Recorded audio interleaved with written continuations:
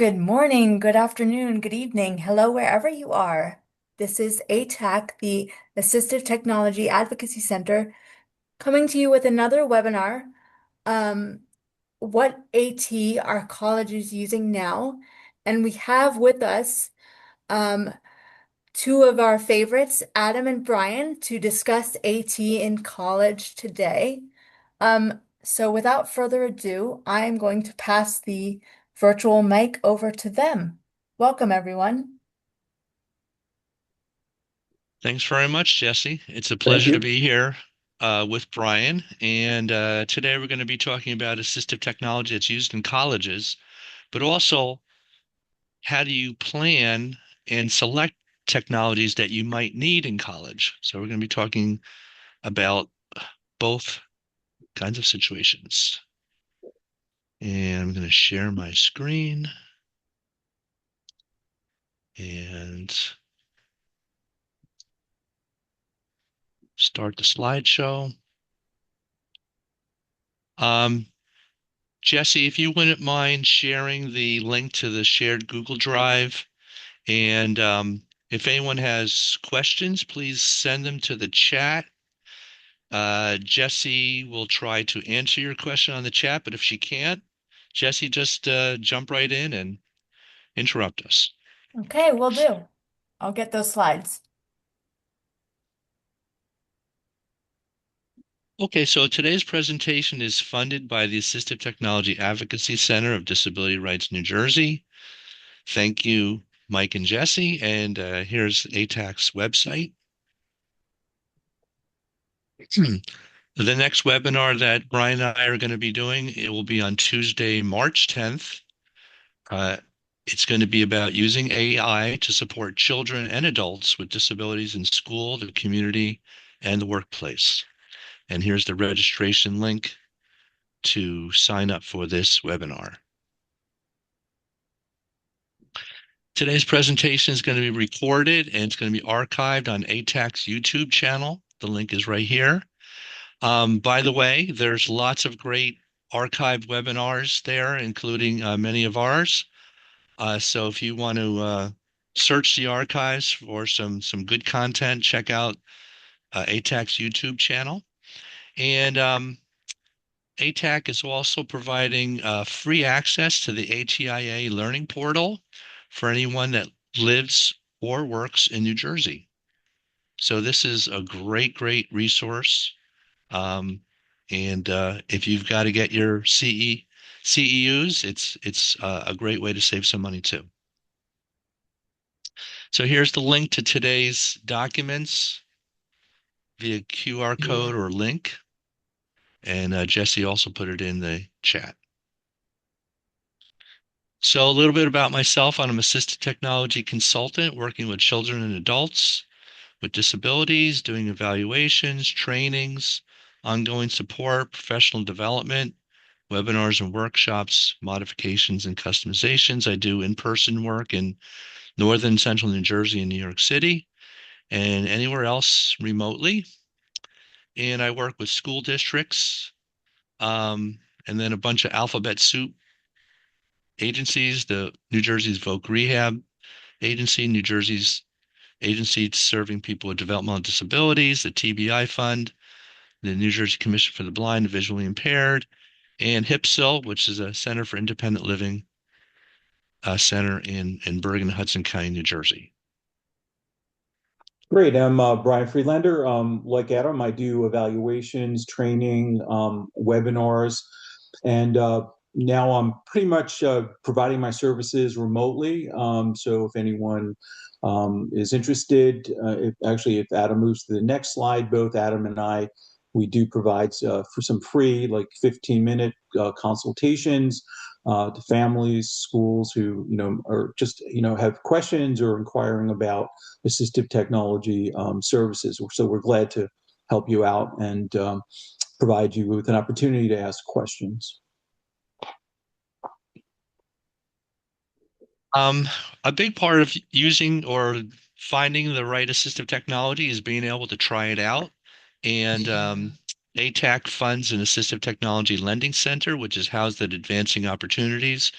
And This is a great place to borrow equipment. In fact, I'm going to be borrowing a voice amplifier for one of my students who has a very quiet voice. So I use the Lending Center on a regular basis, and it's a great resource for a place to borrow assistive technology for free.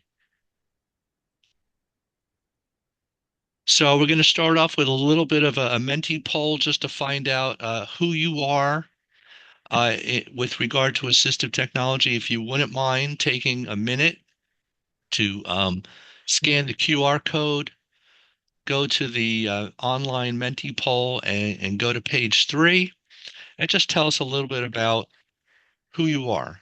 And I'm going to just take a quick look at the Menti poll, and some of you are filling it out already.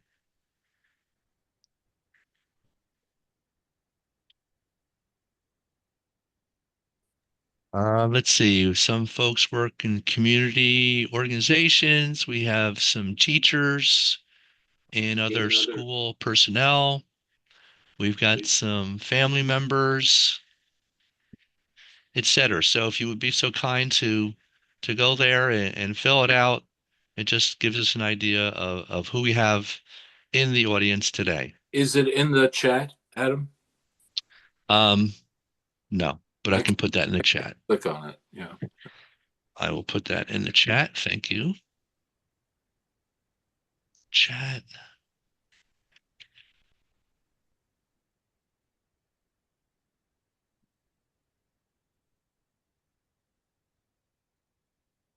Okay.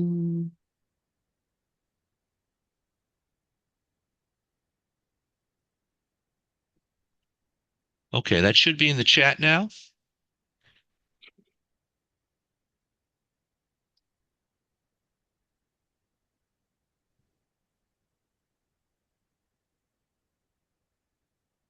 Okay, and for those who are new to assistive technology, just a little bit about why it's important. It supports the least restrictive environment for learning for K-12 students. It supports greater participation with peers, including peers without disabilities. It helps students access the general education curriculum as well as college curriculum. It supports greater independence, and it helps students learn and reach their educational and college or vocational goals. So assistive technology is really a critical part of your tool set, and anyone with a disability really should make sure that they are considering assistive technology to see if there's any out there that can help them. And the getting access to disability services at the college is different than K-12. There are no IEPs. In addition, students who are found eligible for accommodations would need to register with the Disability Center, provide documentation of their disability. If they're found eligible based on the documentation, then they would schedule a meeting with an advisor or counselor at the Disability Services Center, where they would begin to explore accommodations, at the college level. And as we'll talk about a little bit, where students may be familiar with some of the accommodations and modifications that were made in K-12. Modifications are not part of what schools are required to do. So it's important for students to understand that they're going to need to advocate for themselves, which I know Adam will talk about in the next slide. But it's important to understand that students need to, be actively involved and engaged with the Disability Services Department if they're planning on registering and acquiring accommodations. Okay, so there's a lot of different ways to figure out what assistive technologies a person will need in college, but one method is backward chaining. And backward chaining is a method that's used by schools, states, and teachers to work backwards from the end goal to figure out what skills and what tools will be needed to reach that end goal. So, for instance, if you want to an English major in college and you want to study literature and maybe be a writer, you determine what skills you're going to need to do those tasks, and then you continue working backward to look at the assistive technology tools that can support those skills and activities. Um, Created a little worksheet called the Transition Planning with Assistive Technology Worksheet. Um, and this is available as a Google Doc in the shared folder. And I'm just going to talk very briefly about a fictitious student. His name is Derek.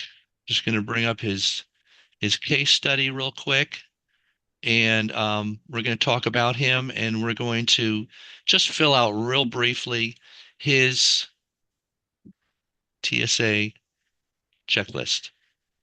So Derek is a ninth grader at Happyville High School.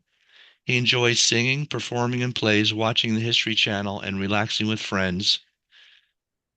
Um, he wants to become a professional actor or singer after high school. He thinks that reading will be important, but he's not sure what to do if he's in a situation that requires it.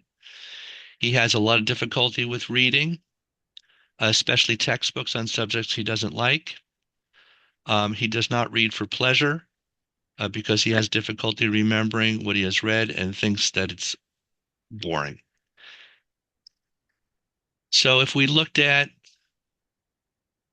Derek's transition planning with assistive technology worksheet, we have his transition goals, which are acting or singing, the skills that he probably would need, some sort of public speaking, reading scripts, memorization, and time management.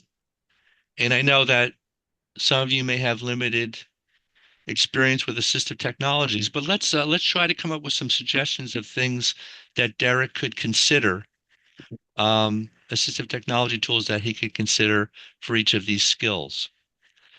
Um, so if you just want to put this in the chat, um, any assistive technologies that you could support public speaking, either practicing or reinforcing public speaking skills.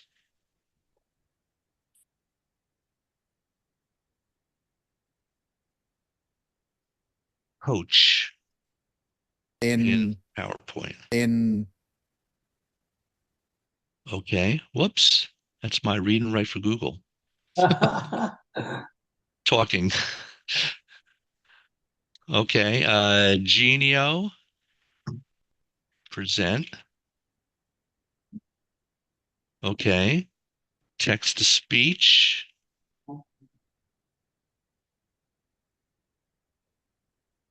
Okay. Genio. A new feature in Genio. That's great. Okay. How about some assistive technology tools to help with reading scripts?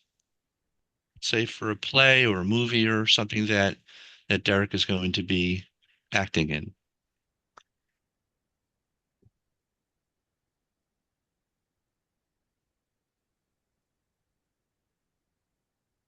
Okay, Kurzweil 3000,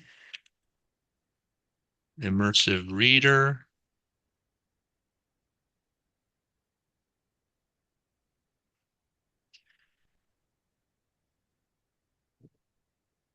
Another vote for Kurzweil 3000. Scan Marker Pro.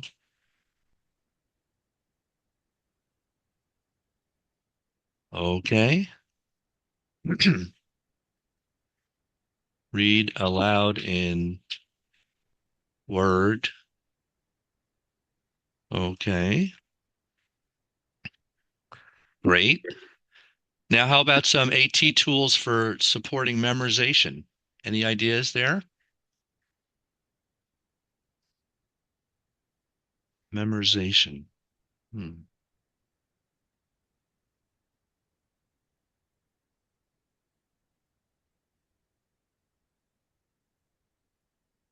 Google Notebook. LM flashcards and quizzes.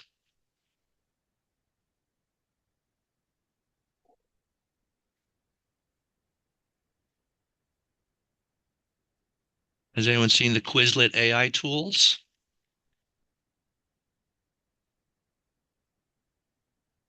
Okay. And our last section is time management. Any ideas for time management? Let's see. Smartwatch, Google Keep, phone alarms, voice activated devices. Okay, these are great. Planner. Yes, That tried and true. works. That works. Absolutely. Okay, great. This was very, I appreciate that. We got a lot of good suggestions. So at this point, if you were working with Derek, you could say, well, we could look at these and try them out. Um, and see how he feels about these different tools because preferences are important. Just one way to get things started. Okay, so moving right along, when you're looking for a technology using college, it's a good idea to figure out what platform you're going to use. Are you going to use a Windows computer, a Mac computer, a Chromebook, tablet? Because that might help you figure out, which tool is going to be compatible with your device. Not every tool is compatible with every device. Some are, some are not. So a good place to begin is always, hey, what am I going to bring or use in college? Another tip is what Brian had talked about before, and this idea of self-advocacy skills. Once you graduate from high school, and this is not easy, you have to learn how to ask for the things that you need. And as Brian and I both know, as former college instructors, it's up to the student to let the professor know if there's accommodations that they need. If they don't ask for it, the assumption is that they don't need it or they're okay. Um, Brian and I, I'm sure because we work in assistive technology, we would ask students, at the beginning of the semester, do you have accommodations that we need to know about? But many professors don't ask, and it takes a while for students to learn how to ask for these things. I recommend starting in middle school. And it goes beyond just assistive technology. I mean, this is self-advocacy is a very, very important skill for anyone at any age, but especially after high school. Just Miranda asked the question: what type of documentation do disability centers at colleges require to approve accommodations or use assistive tech? So, I mean, Hmm. it's best to if you can, whatever college your son or daughter is considering, I would go onto the Disability Services Department page, and they usually spell it out. A lot of times, it could be psychological evaluations, neuropsych evals, psychiatric evals, depending if the student has mental health issues. Every college has different requirements for the documentation. It's best to take a look at their page, and some of them have requirements for how old the evaluation needs to be. If is it within 3 years or 2 years? So it's best to go on to the college website and go to the Disability Service Department and take a look at that. Yeah. Then that the disability services would determine if your child is eligible for accommodations, and that's when the whole process starts. The other Hmm. thing too is that students are not required to tell them about their disability during the admission process. So they would apply just like anyone else. Once they're accepted, then you can start the documentation process for accommodations. Yeah, and some colleges don't require evaluations. So it really does vary. Some colleges require it, some colleges let the students self-report Mm. um, a challenge without requiring evaluations or doctors' documentation. So Right. there's a lot of variability out there. Absolutely.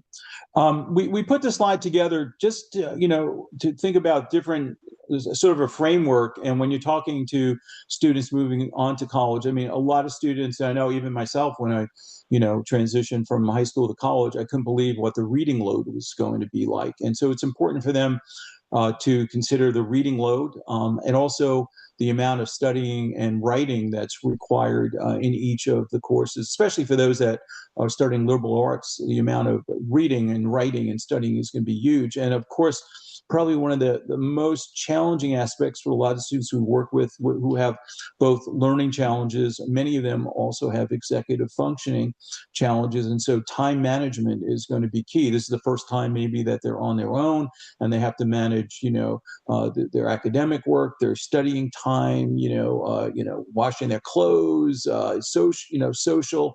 And so this can be a big challenge, for students in terms of getting their work done and task management. So we'll be talking about these different frameworks as we go through. That's a good point, Brian. I mean, we both work with a lot of high school students, and I think students should work on time management skills starting in middle school because that gives them 5, 6 years Sure. to Mhm. really develop their own system and learn how to take care of that on their own. Because, as you might know, one of the biggest predictors of college success is good organizational skills. Absolutely. Absolutely. And I had mentioned it before, but there is a big difference between accommodations versus modifications. In K 12, when students have IEP, it's not unusual for teachers to make modifications. So, for example, if students in the English class have to write a 10-page essay, a modification, maybe a student with a writing disability might only have to write a 5-page report. And that is not going to happen at the college level. The colleges are responsible for making the material accessible and for making accommodations, but in no way will they um, modify the curriculum or the tasks that the professors are asking the students to perform. So it's really important for students to change their perspective in terms of what the expectations are going to be at the college level, which goes right into the next. So these are generally some of the accepted practices for accommodations. Extended time. I was the interim coordinator for accessibility at St. Elizabeth University, and probably I spent a lot of time logistically having students take tests outside the classroom to reduce distraction and give them extended time. Another area which we'll talk about, which a lot of students need some assistance, what I call note taking accommodations. And there's some really incredible note taking tools and strategies. Colleges are required to provide accessible textbooks, which could be in a PDF format, Braille format, large print format. A lot of times, schools will, for those students that are eligible, will allow them to audio record the classroom. And so these are pretty much approved accommodations that many students can take advantage of when they're in college and have been approved for accommodations. Are there any questions or? So as we said, in terms of the framework, we're going to focus on assisted tech for reading, note taking, time management, and writing. Because if we cover these 4 areas, I think it'll give you a good foundation to begin to explore with students that you work with that are transitioning to college and may require accommodations and assistive technology. Um, Brian, before we jump in, I Yes, did want to just mention that uh, I've been actually working with 2 students this year who are graduating high school and right, they're starting to look at colleges. One thing that is a great strategy is when you're applying to colleges or when you've been accepted, try to find out the assistive technologies that those colleges have been using. correct. And the reason is that if those assistive technologies actually work for you, there's an advantage to use the same ones because the folks at the tech folks and the student services folks are going to be familiar with those tools. So there's going to be resources to learn how to use them, resources to help you troubleshoot if there's a problem. So they're going to already be up to speed on it. Yeah, I So mean, definitely yeah, look at that when right. when you're thinking about what you're going to use in college. Yeah, I mean, anytime students can reduce friction, especially when they're freshmen, they're dealing with a lot. So that's a great tip. So obviously reading is a big part of the college experience. There's just tons and tons of stuff to read, whether it's textbooks, assignments, web pages, PDFs, emails, quizzes, in-class lecture notes, learning management systems. There's just a lot of reading required. Yeah. Just Adam. So Miranda asks, is it helpful to ask for an assistive tech evaluation while in high school from your child study team? Are there reasons they would not approve an AT evaluation? Yeah, I mean, certainly that would be a great something that could take place as long as the child study team would approve it. It's kind of dependent on the child study team to make that call. And sometimes you don't necessarily have to make an evaluation. You may come away with some ideas from this webinar that you would maybe like the special ed teacher or the child study team to put in place. And a lot of these companies that provide these tools do have 30-day trial periods. So again, it could be a good way to introduce your child to some of these applications and kind of test them out and see if they work. So being able to trial could be a good strategy. When looking hmm at I assessment, would definitely agree. I mean, I've done a couple. Last year, I had two students in senior year. Their districts asked for AT eval specifically, to look at which technologies they could use in college. So I think it can be a good yeah. strategy for the Mhm. rights, if it's good for that student. Right. So when we talk about accessible educational materials, which colleges would be required to provide, that would be in the form of either audiobooks, braille, large print, or digital books. A lot of times, most of the schools, if for reading challenges, will provide it in a Microsoft Word document or an accessible PDF. So it's just something to keep in mind when your child or student is moving on to college, that once they register or found eligible, that the school provided their textbooks or give them access to books in a digital format that they can then utilize, text to speech or Kurzweil or, text help or any of the, text to speech applications. The thing I like about digital books, Brian, is it really helps people with a pretty wide range of needs. So, for instance, if a student has a physical disability and they have difficulty turning pages, but they could read visually, Right. then a digital book provides that access to the physical book. Right. But if they need help with the reading, then you're right. An ebook or a talking book, um, talking version of the digital book is going to be also helpful. Right. And what's great, also with schools giving students access to accessible PDFs, now students can run those PDF through, different AI applications and summarize and do some really interesting things with it. So just in terms of just like kind of audiobooks, again, college students do use Learning Ally, access to Bookshare, Audible, and Kindle books. So these can, certainly make their reading more accessible for them. So it's important to keep these services in mind. And when students get to the college level, students can get individual accounts for both Learning Ally and Bookshare.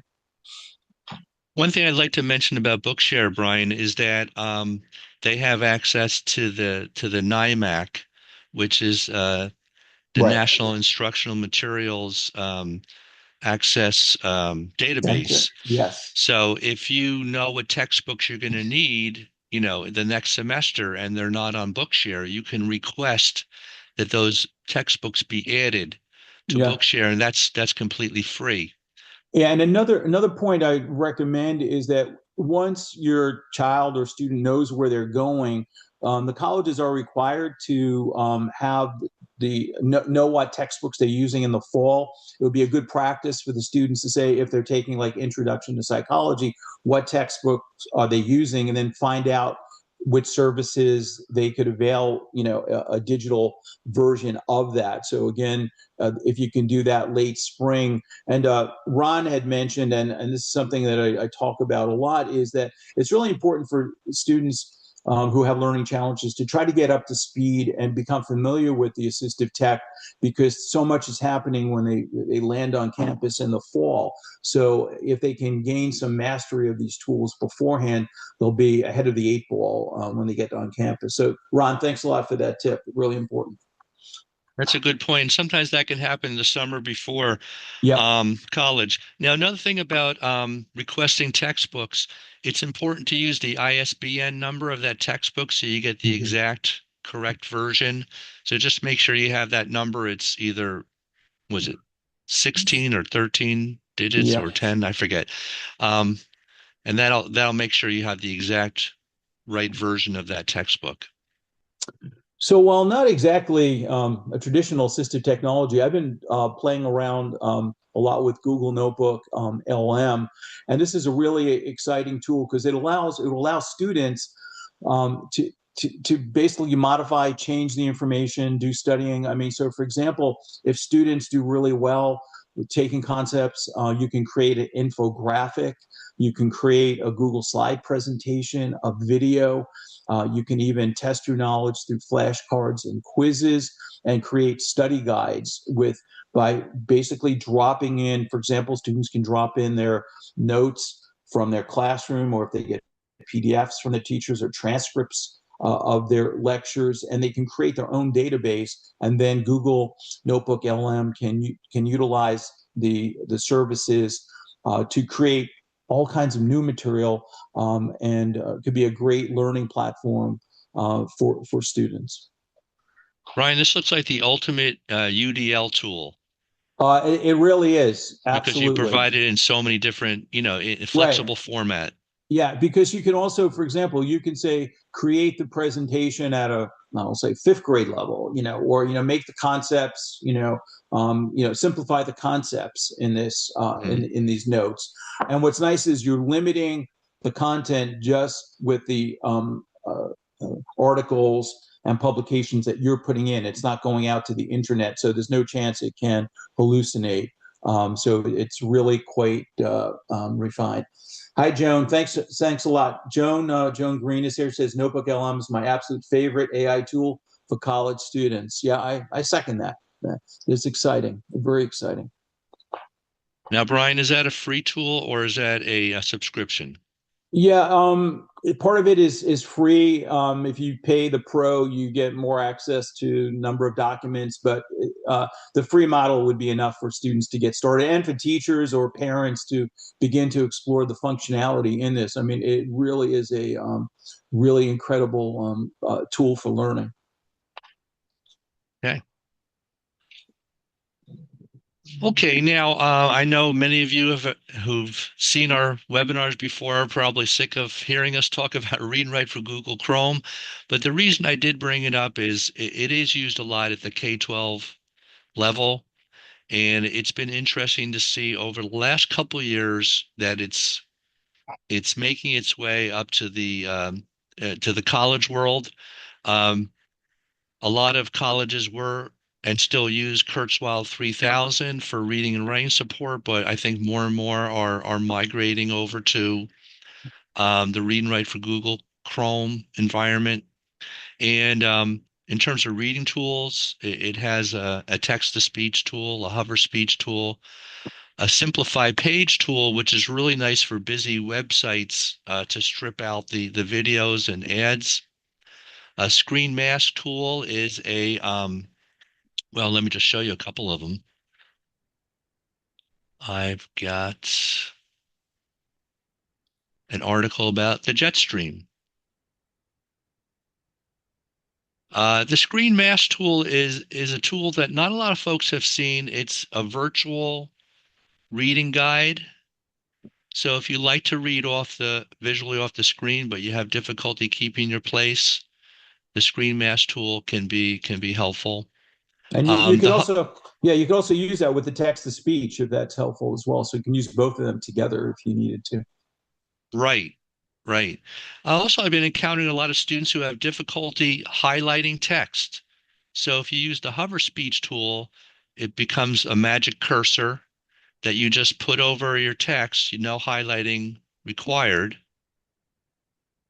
and Jet streams it are starts reading. relatively narrow bands of strong wind in the upper levels of the atmosphere, typically occurring around 30,000 feet. The other thing I just want to point out is Read and Write for Google has added a whole raft of AI enhanced Hello, this is your voices. new voice. And the thing that's nice about the AI enhanced synthesized voices is they sound a little less robotic, Yeah, a little bit yeah. more inflection. And for those of you who need the reading supports or worked with these tools, the more inflection that you get, the more information you're getting about what you're reading. It adds meaning and also Mm. enables students to listen to it for longer Yeah. because it's a little bit more. Yeah, and Adam, if you can filter the AI voices by clicking AI enhanced, and you'll see the AI sprite. So this way, you can choose from just the AI, which are quite good, which are quite good. Yeah. All right. Let's see. Okay. All right. Now I have to turn this off. There we go. Okay. So, There's also really great dictionary tools. There's virtual note-taking tools. Um, and there's also we talked about the synthesized voices. so this is Okay. This is a brand new feature. It's Chrome reading mode.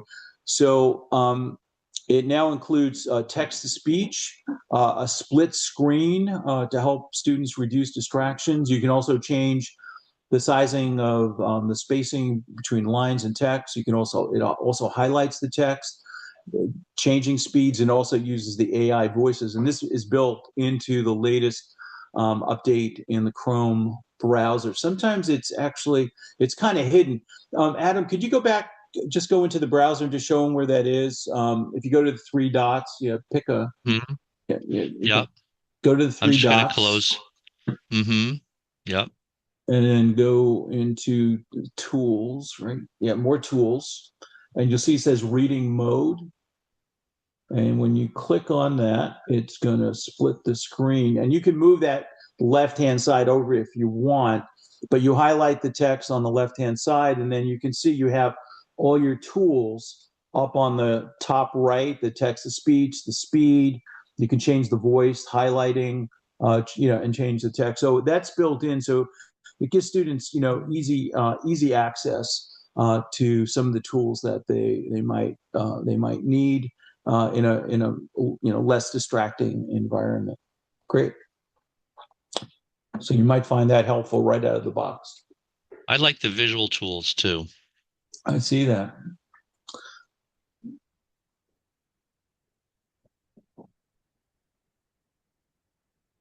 Okay. I'm going to take myself off of mute. This is Jessie. I'm sorry. I'm going to take up Okay. myself off of mute for just a minute because I have a specific question about so what we've been discussing. Um, for for students who prefer to blend in, right, and not necessarily be so upfront about the accommodations that they might need. Uh, Based on what we've discussed thus far, what are some of your top recommendations for those who would prefer to simply blend in and not, you know, ask for so much assistance in this case? It Jessica, it's really up to the student. If a student has I'll say some sort of learning challenge, they're not required to go to the disability service center and get accommodations. It's really up to them, but I think it's important for them to, if they're eligible, to access them, because of the demands of the college curriculum. But I mean, in terms of when you say blend in, mean using tools that are more subtle and sort of Yes. not okay. Again, some of the reading tools. I mean, you could have your earbuds in, you could have a headset, so no one really needs to hear, and that would be done more in the privacy of maybe in the library or in your dorm room. So these would not necessarily be assessed in the classroom. But if they needed to, I mean, there's other apps that could read the text and then use your earbuds to listen, if that's what you're referring to. I mean, most of the tools are they're really they've gotten really small. They don't look like years ago, kind of a lot of the tools just, you looked at them and it just called out AT. I mean, we're talking about, we'll talk a little bit about, like, here's maybe hard to see. I have holding up a digital pen. It looks like a pen, but it has certain functionality. And if a student was using this, if they didn't call any attention to themselves, it look like a pen to everyone else. So I mean, a lot of the tools have gotten much smaller, and a lot of them are looking very mainstream, really. So I don't think that it's as much of an issue as it used to be. Yeah, but I would add one caveat. And Brian and I have both worked with freshmen. That first year of college can be Yes. shocking to students. Yes. It's a huge adjustment. So if they can benefit from getting some supports, whether it's tutoring, whether it's extra help, whether it's assistive technologies, whether it's accommodations, and they can do it, in a discreet way. You could always meet with a professor, in office hours so that, the rest of the class, they really should take advantage of it, because that first year is really, really can be really punishing for some I mean, students. And if you have yeah. a learning challenge, it's going to be, twice as hard. Yeah, I can't tell you how many students I work with who, unfortunately, their first year was just unbelievably poor, and then they finally, get to me and we start working on some of the assistive tech because they rejected using it. And so it's really important, during that high school year to help students transition and learn about some of these tools and let them practice and try to get some mastery over it. But Adam, I'll let you take the note taking one. Okay, so note taking. Well, first of all, note taking is one of the hardest academic skills, I think, of all of them, because there's so much multitasking involved. You have to summarize, you have to prioritize, you have to write while you're listening. Um, and that combination of activities done all at the same time can be a showstopper for many students. And that's why I think note taking we should start teaching kids note taking in like fifth grade, fourth grade, because it takes years and years to really get your system going. But anyway, we asked college students to take notes in lectures, from reading materials. So two different kinds of note taking. One is a little bit more time flexible, from reading materials. In lectures, there's a lot more time pressure. So and that part of it can make it extremely challenging. Yeah, I mean, there's lots of really great note-taking apps. This is probably one of the leading one. It was known as Glean. They renamed it Genio, but you can, import your PowerPoint or your Google Slides into it. You can record audio. It provides full transcription and it has AI for both quizzes and summarization. This is probably one of the most popular note-taking apps on the college campuses today. But there are others, but we just wanted to highlight for today's session, um, you know, this one. Yeah, and the thing I like about Genio is this could be used or provided to everyone in a class. So it's possible that everyone is using Genio. So let's say a student with a disability might feel a little bit more comfortable using it if other students are also using it. And that's another strategy that professors can use If they're providing a tool for all the students, then the students with disabilities are going to feel a lot more comfortable because they won't be the only one using that tool. Yeah. But yeah, Genio's a good one. I was on a call with Genio this morning, and it was kind of interesting. We were talking about the fact that one of the issues with of course with these technologies, especially in K-12, is a lot of public schools don't want to allow for audio recording, and they said one of the options that they're exploring is actually it will record it, but the only thing the student will get at the end will be the full transcript, so they can't Mm, repurpose the audio. So there, may be mm, some ways around it. But I think, mm, I think students, as other people have mentioned in the chat, I mean, I think there needs to be opportunities, whether like in study skill strategies, to give students access to these tools so they can practice and figure out if this works best with their learning style. And because mastery is important, as Adam said, the students have no idea what college life is going to be like until they hit the campus and they realize it's going 150 miles an hour and they're still working at, going at 70. So it's really important for them to gain mastery of these tools.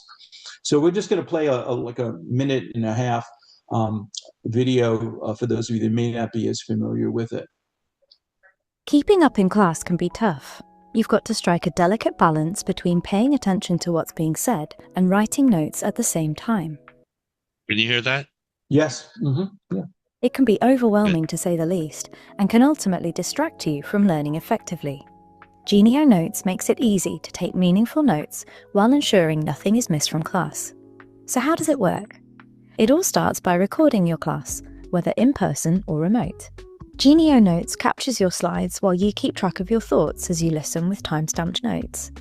Break up your notes with headings and use labels to easily mark points of the class that were important or require later review. Use the scribble feature to hand-draw diagrams, equations, and graphs alongside your notes. Effective learning isn't just about taking notes, it's about engaging with the material in a way that is meaningful to you. Returning to your notes after class is vital for effective learning, and Genio Notes AI-powered tools help you filter your notes down to the most valuable content.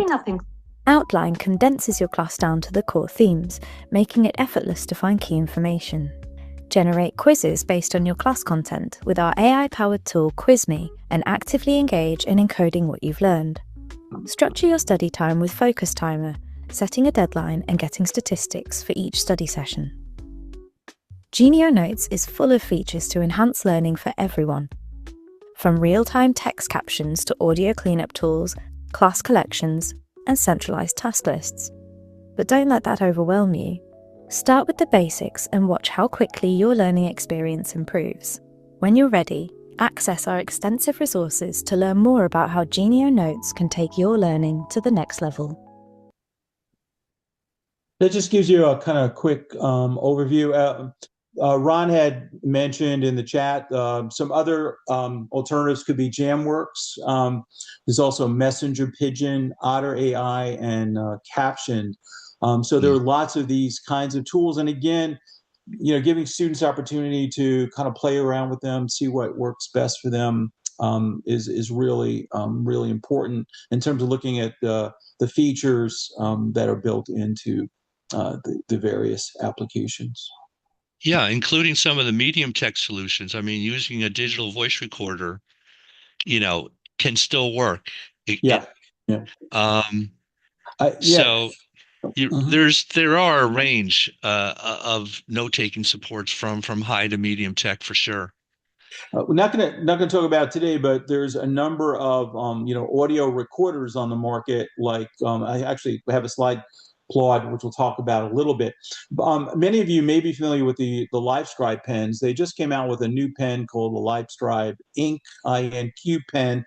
It's unique. It utilizes the software on either an Android or an iPhone. It has handwriting recognition. Now, when you record audio, it does full audio transcription. You can also take your handwritten notes, and when it recognizes it, you can then query your notes with AI. So, for example, imagine you're in let's say, an art history class. You're learning about Vincent van Gogh, and you wrote down Starry Night. At the end of the lecture, the ink pen can recognize your handwriting, and then you can actually say, tell me more about Starry Night, and it will augment and report out more information. And you can also time syncs the audio with when you wrote it, so you can go back to a specific spot in your notes and listen to the audio queued up.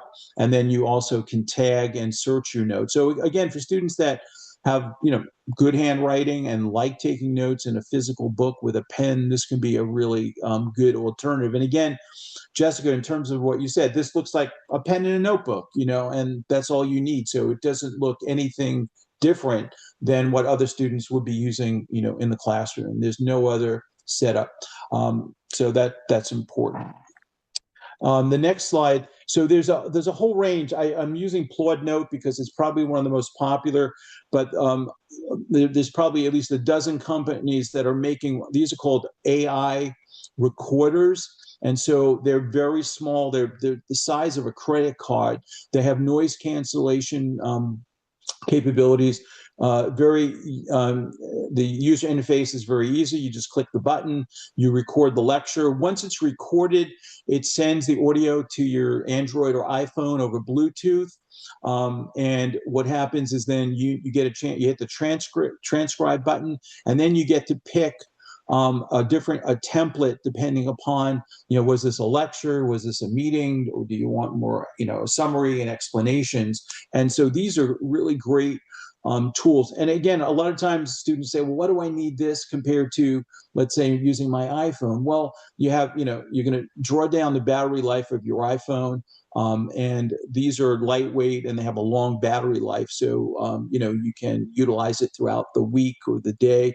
The one thing with a lot of these devices, they do have subscriptions based on the number of minutes for transcription, but they're great tools, and the summaries and the transcripts are really, really fantastic. So Brian, we've Yes. got 5 minutes left. No, no. So Yes, that's true. just kind of not a new trend, but some college students are looking now at tablets, and something like the Kindle Scribe, which is an e-ink tablet, can be used for reading both Kindle books but also taking notes. This has a really strong strong note-taking tools, especially for PDFs and Kindle books. You can also listen to audiobooks as well on this.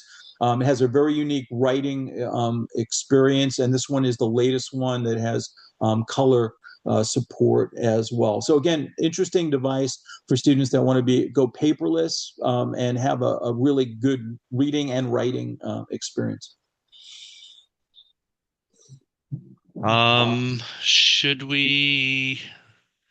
I guess we can do one more and then leave time for questions. Yeah, I think one more. We should still have time for Jesse? some questions. Yeah, Okay. That's good. that'd be good. Okay. Now, those who know me know that I'm a real fan of Notability. I've been using it for about 8 years now. It's a handwriting based note-taking app on the iPad, and I'm just going to show it to you real quick. Let's get this set up. And so Notability is a nice tool for digital handwriting. I've been using an Apple Pencil, and you can either handwrite or type your notes.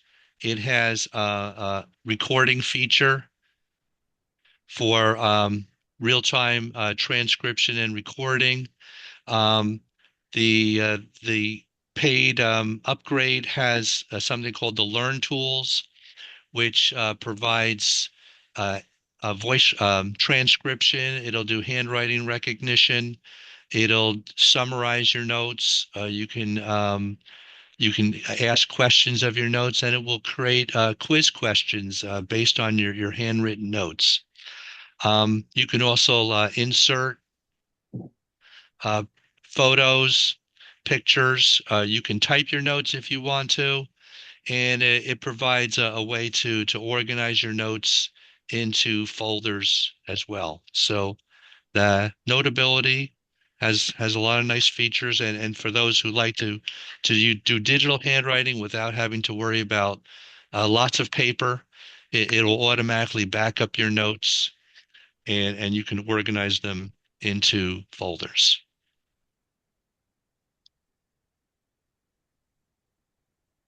Okay, I think we're going to have to unfortunately skip ahead to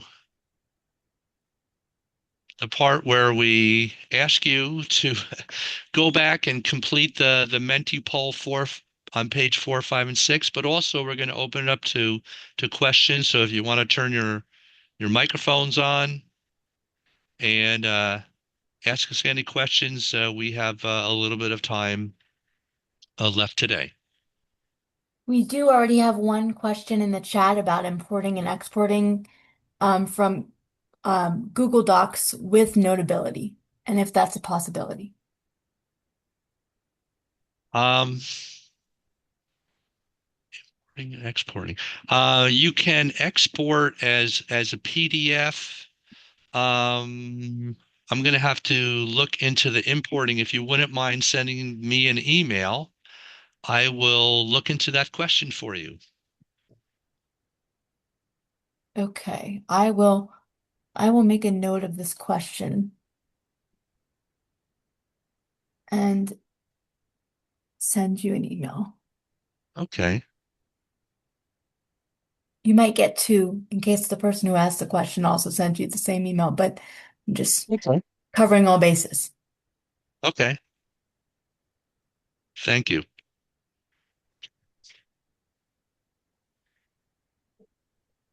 Any And other questions or comments? Oh, Linda raised her hand.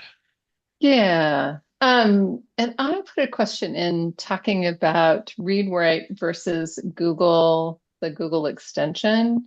Our district pays a lot. yeah, I mean, Um, I think it would Our depend. districts would I mean, you're like to talking. scrap it. Okay, yeah. So, Linda, you're talking about just the reading component has some similar functionality, but again, if your students need, writing co-writer or need, some of those study skill tools that are built in. So there, depend on which tasks, you're using the tools for. Certainly, Read and Write has many more tools than the Chrome Reader. Okay. So there's nothing in Chrome Reader that is like co-writer. No, just a no. reading Okay. tool. Yeah, Yeah. yeah. Okay. So if you're doing more of the writing and pulling out, teaching students how to pull out information from websites Perfect. using, yeah, that would be the difference. Great. Thank you. The other thing, Linda, that I've noticed is that a lot of districts get Read and Write for Google, but they're not doing as good a job as they could with training Right. everyone about all the amazing tools that are in Read and Write for Google. So if you have, or if you or have students that are using it, more training. I mean, there's a lot of cool tools in there that no one knows are even available. Yeah. And how would you support a training like that for students? Any ideas? Like for a district? Well, you could go to Text Help. And they have trainers, or folks like Brian or myself often do trainings for districts on using Read and Write for Google. So either route can work.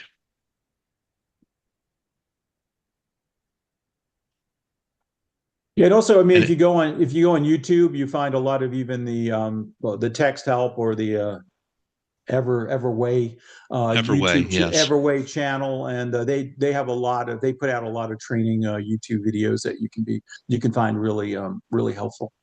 good point. Thank you.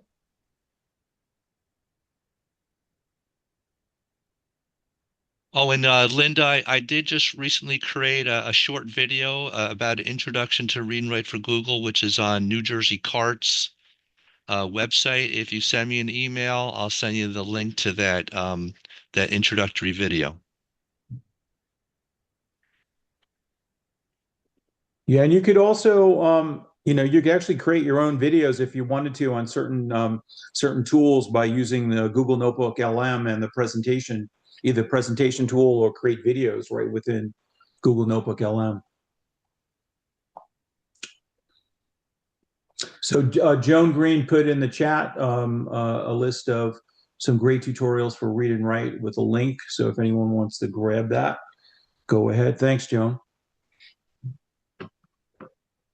The other thing too, I mean, we didn't get to do it today, but there's certainly other tools. I use a lot of mind mapping tools to help students start the writing process. Some of them have AI, which is really exciting. And if you get our slide deck, you'll also notice Adam and I put in a lot of a lot of apps and tools for task management that you can take advantage of with your students. And a lot of them are free. And a lot of them do have free trials as well, but take a look at that as well. I will be sending out the slide deck tomorrow at the latest, so that even the people who couldn't make it today but are still Great. on your list will have access to the content. And I just wanted to point out that um, you both made it so much more accessible for everyone here because your slides basically function as notes uh, on each opportunity for AT. So thank you for that. No problem. Appreciate Great. it. And if you have any other questions for Adam and I, please feel free to reach out to us. Glad to answer them, for you. And like we said, we do offer 15, 20-minute free consultation. So if you do have questions or want to kind of dive into some of these apps or strategies, let us know. Get in touch. Okay. Thanks to everyone for coming, and I am going to stop the recording. If anybody has any further questions, uh, they can either reach out to ATAC or Brian or Adam. Thank you all so much. Thank you for attending. Appreciate it. Thank you, Jesse. Thanks, Jess. Thanks, everyone.